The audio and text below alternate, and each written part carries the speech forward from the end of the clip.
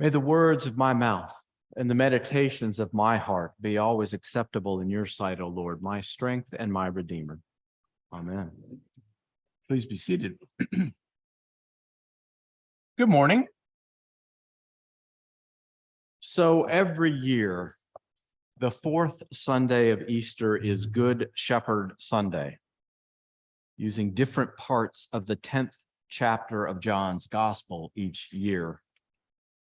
This year is year A, and so the verses that I just read are verses 1 through 10. Year B, it's verses 11 through 18, and year C, it's verses 22 through 30.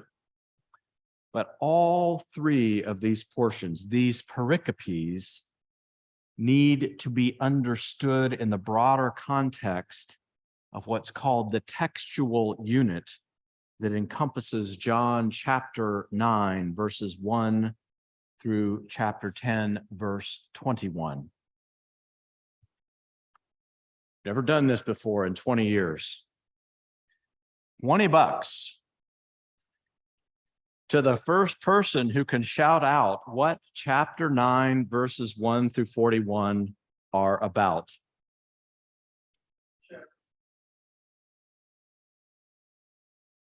Shepherd. Okay. Okay.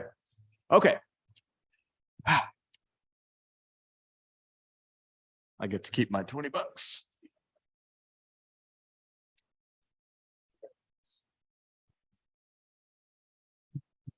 It's a well-known story that you've already heard on a Sunday earlier this year. The fourth Sunday of Lent, to be precise. Does that help anyone at all? No, of course not. Okay. It's the story of the man born blind. Anybody remember that story? Please raise your hand. Okay. The man born blind who received his sight after Jesus made mud and put it on his eyes, and then sent the man to bathe in the pool of Siloam. I'm going to try this some more. Maybe we'll just keep upping the ante. So next time it'll be $40, and then eventually people will get it. So he sent this man to bathe in the pool of Siloam. I hope you all recall that story, even if you weren't here on March 19th. The man born blind listened to Jesus, did what Jesus said to do, and received his sight. And more importantly, he received life abundant. And while that abundance did mean a return to the fold of society, he was no longer an outcast, as pretty much anyone with a disability would have been in those days. But he had real abundance. That abundance was a full relationship with the holy, with God, in and through the person of Jesus. This morning's gospel reading follows right after that story. Verse 41 of chapter 9 being the last verse of that chapter. So this morning's gospel lesson picks up right after that. When we consider the whole textual unit together, we see the familiar three-part pattern that is also elsewhere in the Gospel of John. The first thing is a sign, the healing of the man born blind in this case. The second is dialogue, when those who saw the sign try to figure out what it meant, which in this textual unit happens in the 9th chapter, verses 8 through 39. And then the third part, which is the discourse, when Jesus interprets the sign for them, tells them what it means. So Jesus restored the sight of the man born blind. Part 1, the sign. And let's not lose sight, no pun intended, about what that meant for that man. Vision, yes, but beyond that, a return to the fold, as I said, a life, a full life in their cultural context. He was no longer an outcast. His life was abundant. Then the dialogue ensued, which was really more of a heated discussion, if you will, between those who witnessed the sign, the man who regained his sight, the man's parents, and the Pharisees and other temple leaders. As we might say today, it was a whole thing. Both of these two parts, the sign itself and the dialogue that followed, were the gospel reading for that fourth Sunday of Lent, March 19th.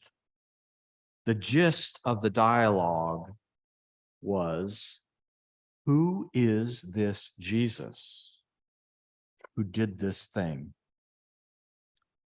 Because Jesus healed this man on the Sabbath, the Pharisees said that Jesus was a sinner and could not be from God because otherwise he would not have done such a thing on the Sabbath.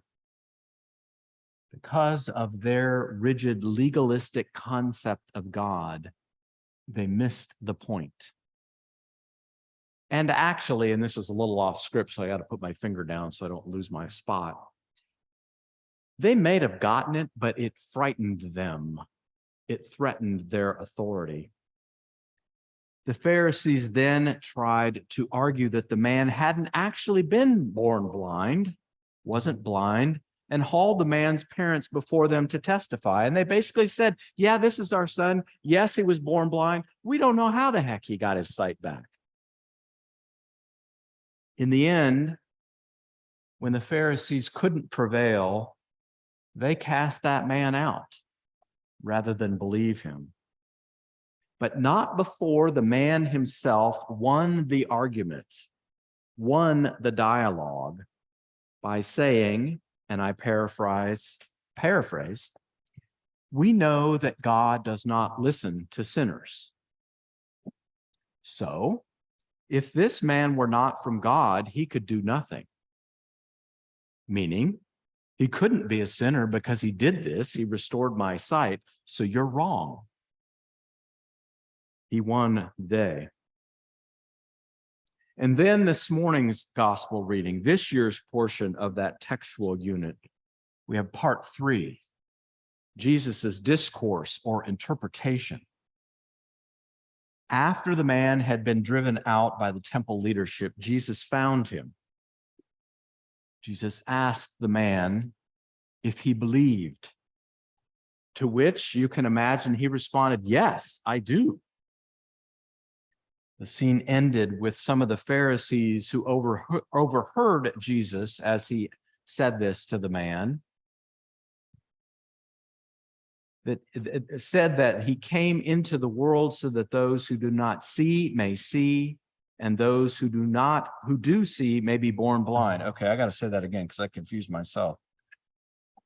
The scene ended with some of the Pharisees overhearing Jesus as he said that he came into the world so that those who do not see may see, and those who do see may be blind. To which those Pharisees replied, surely we are not blind, are we? You can kind of hear a crack in their voice. Are we? And Jesus said to them, if you were blind, you would not have sin. But now that you say we see, your sins remain. And then begins today's reading, the third part of the Johannine pattern, the discourse, the interpretation, the teaching. Of course, Jesus was speaking in metaphor, using the image of sheep and shepherd, gates and gatekeepers, thieves, bandits, and strangers. In this morning's text, Jesus did not call himself the good shepherd, but rather the gate, saying, I am the gate for the sheep. But let's not lose sight again, no pun intended, of the truth, what is true, which was that the man born blind and all of Jesus's other signs were not metaphors. We believe that they happened. The man born blind was given his sight. For me, I'd suggest for you too, the key to understanding is that what Jesus was talking about was relationship, a relationship of perfect unity between a father and a son. In this case, a relationship of perfect unity with the holy, with God. Importantly, the relationship Jesus described was more than just a biological father-son relationship. As we know, these can be messy, flawed, and broken. While Jesus did refer to God as Father, what he really spoke to was the healthy quality of the relationship between a father and a son. That a son learns from, listens to, respects, and wants to be like and please a father. In that sense, what Jesus was saying and what we are encouraged to do is emulate that type of relationship, one of perfect unity, unity with God, union with God. In this way, then, Jesus is metaphorically a gateway to unity with God. Jesus modeled for us the qualities of a perfect relationship with the holy. Metaphorically, he described the manner of his relationship as a gateway into the sheepfold, where there is protection and provision. In those days at night, they would bring the sheep into an enclosed space to protect them. They went in through the gate.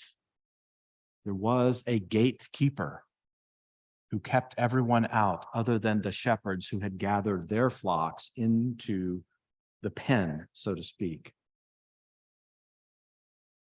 Patterning our relationship on Jesus's relationship with God leads us to the abundant life that Jesus had both before and after his crucifixion. Everything about Jesus's life on this earth was in perfect unity with God. And that is what we are called to strive for. The season of Easter is meant to take us beyond the events of Good Friday and Easter Sunday.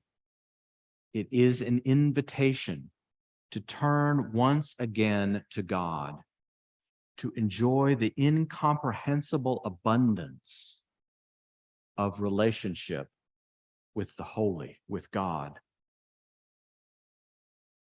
That is why we are here, whether we realize it or not. That is what church is about. But it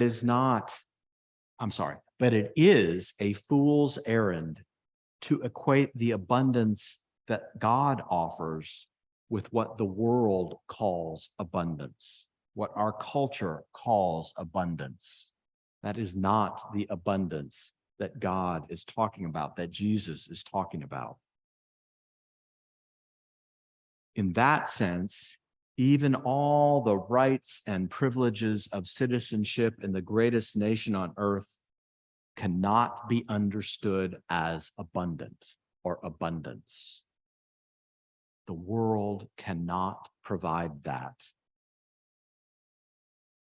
You can be buried with all your possessions, all of your wealth, but you still can't take it with you. There's a bumper sticker that I used to see sometimes. Maybe you've seen it. It's so quintessentially American. He who dies with the most toys wins. To which the question might be, wins what? Wins what, actually? So when they dig up these Vikings and these various people who are buried with all this stuff, you know, those guys that are in the pyramids in Egypt. Yeah, it's all still there. But they didn't take it with them, did they? So what is the good news? Well, there's lots of good news, but here's one. The good news of Easter, of the season of Easter, of resurrection, is that we are all invited to the abundance that only God can offer. And that is a full relationship, an ever-growing relationship, moving toward unity with the holy. If you've ever walked a labyrinth and you know what a labyrinth is about, it is the metaphorical human journey on the way to unity with God. If you've ever walked one, you start in the entrance and you head straight for the center. And right as you get there, you hang, I think it's a right, if you're following the Chartres model. And you wend your way around, back and forth, in and out, not out of the labyrinth, but away from the center, until finally you reach it. A labyrinth, unlike a maze, you don't get lost. There is a way to get lost, and it's if you step across one of the lines. I learned that once. But if you stay on the path, you don't get lost, even if you're not sure where you're going. A journey of faith in God and trying to be your best person, the person God calls each of us to be, is a little like that. We might think we're lost, but God knows where we are, right? God always knows where we are. And following good wilderness survival skills, actually, it's the reverse of that. If you're lost in the woods, you're supposed to stay put. But in this story, keep moving, because God will guide you on the way, even though you might still think you're lost.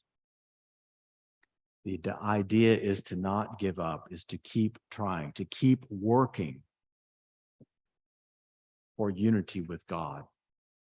That is what Easter is about. Every year. Anybody ever wonder why we do this stuff every year? Some people do. Preachers do. Because you get this lesson every fourth Sunday. How many things can I say over a career of 20 or 30 years about the Good Shepherd? You can point at the window. You can talk about the sheep and the fact that there's a black one in there. Anybody want to raise their hand? Anybody want to claim to be the black sheep? Actually, I'll claim that.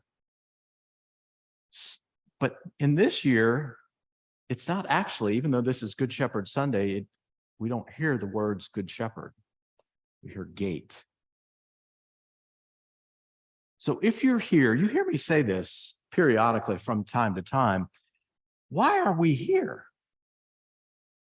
Why be here on a Sunday morning? There are lots of places to be on a Sunday or any other day. You can join lots of clubs, the Rotary Club, the Kiwanis Club, the Wednesday Club. You know, there are lots of clubs, lots of social things to do, lots of good things to do in the world. And we can do all of those things too. But the unique thing about being a member of a church is we come here together to worship, to honor, and to work on our faith. Easter season is a reminder of that calling. So I'll keep my $20.